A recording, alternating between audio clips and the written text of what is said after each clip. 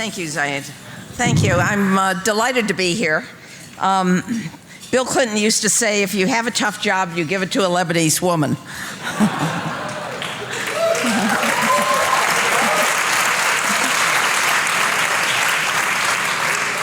That also meant that I got a lot of crap to do. I'm delighted to be here.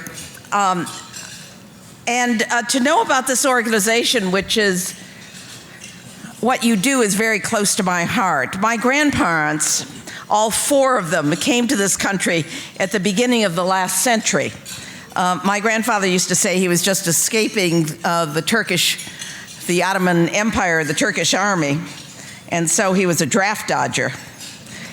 Their cousins, who left at the same time, hopped on boats and ended up in West Africa and Brazil, in Australia and South Africa and Cuba. And I know many of you have the same experience that I do, and that is the people that worked for me just were amazed that I was always running into people that described themselves as my cousins, which is everybody in this room, of course. There was one occasion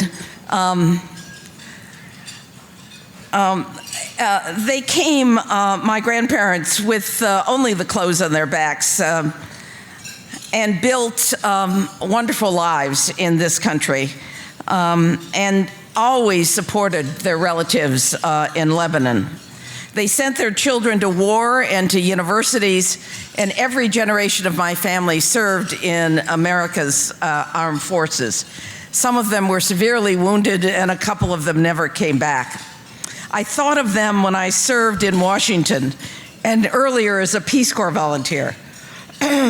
As a young woman, I had the advantage of having a father, a Lebanese father, who had only an 8th grade education, but believed in women's education. And he was so passionate about women getting educated that he not only supported my mother, who went to college as well as to law school, but more importantly, he talked to every Lebanese friend he had, all of the men in Cleveland, and encouraged them to send their daughters to college as well as their sons. And I still run into people that tell me that they would not have had the opportunity to go to college or a university if it wasn't for my father convincing their fathers that it was the right thing to do.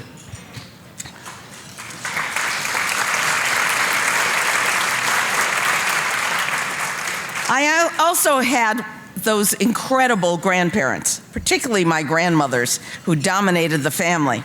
When I graduated from college, I was determined to join the Peace Corps. My father and my mother, very protective, offered me a Mustang instead of going to the Peace Corps.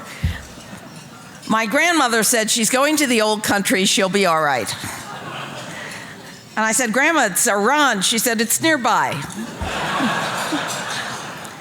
When I left for Iran, which was a few days after I graduated from college, she gave me this letter and she said, give it to the head man of the village.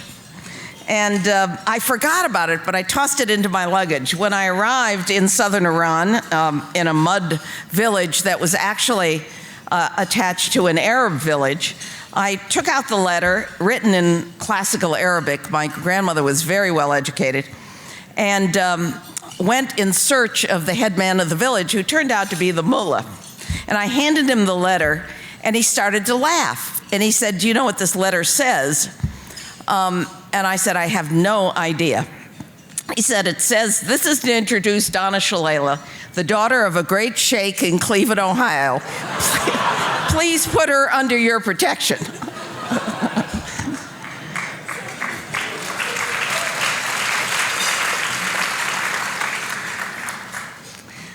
He did. And we actually did wonderful things together for that village and for the college that we were building in southern Iran. We are the Lebanese diaspora. And what all of you are doing adds to the distinction of the Lebanese community. I have yet to run into a major figure in this country or any place in the world when I say that I'm Lebanese, in which they don't spend 10 minutes telling me about all their Lebanese friends. And after that, they start talking about Lebanese food. We are popular and respected and admired because of the contributions that our grandparents made, that our parents made, and more importantly, what we're all making now in this country and around the world. And so many of you have come from other places to support this extremely important organization. I love your program, not just for the scholarships or the money, but it's more sophisticated than that. It's for the mentorship and the training programs and the networking for the next generation.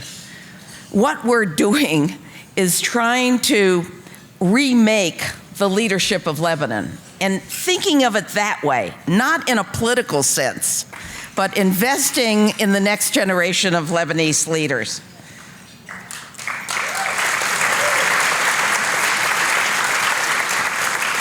And God knows that Lebanon needs the next generation of well-educated, ethical leaders, and more importantly, young people that understand the real Lebanon, the Lebanon that has always supported people of diverse backgrounds, the Lebanon that combines the Maronites and the Melkites and the Muslims and the Druze that learn to live together.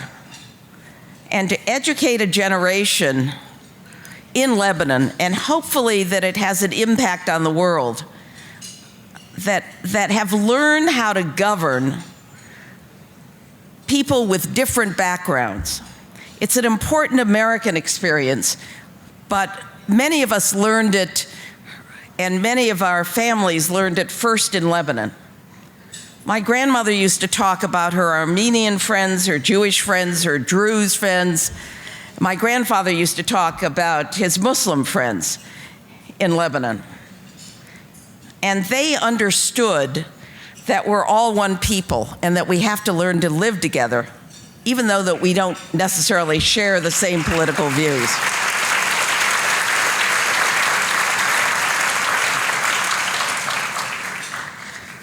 You're giving hope, of course, to the next generation, particularly the large number of Lebanese students that we're all supporting.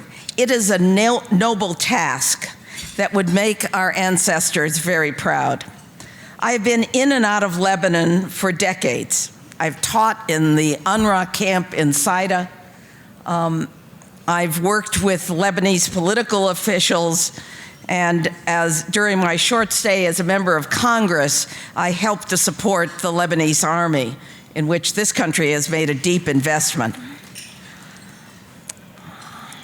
And of course, like many of you, I've supported the universities in Lebanon, particularly the Lebanese American University and the American University of Beirut.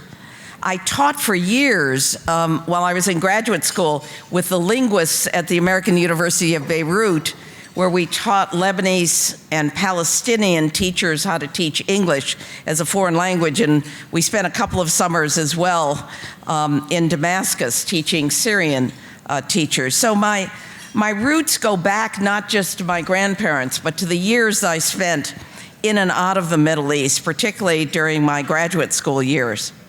Our contributions to every country where we landed are extraordinary in every profession. And I want that for young Lebanese as well. I want them to understand that our investment in them is an investment in Lebanon, that we remember the contributions that our parents and grandparents have made, and that we're reaching beyond the traditional gifts that Lebanese have given to their churches and to their hospitals, but more importantly, we're investing in the next generation. We're investing in the future of Lebanon. We probably can't affect the politics of Lebanon very much. We can help the next generation of Lebanese leaders to fulfill their dreams. And that's why I'm here today, and that's why I'm here tonight, to thank you for your investments, to join you in those investments, and to know that that our grandparents and our great-grandparents who left Lebanon and went all over the world to make their own contributions would be very proud of us that we never forgot the country that they came from and that we understood that our ties to Lebanon would never be broken. We can't help that generation, and that's why I'm honored to be with you tonight. My father constantly made me memorize Khalil Gibran. And I remember only one quote now after years: "Trust in dreams, for in them is hidden the gate to eternity." Thank you very much, and have a wonderful dinner.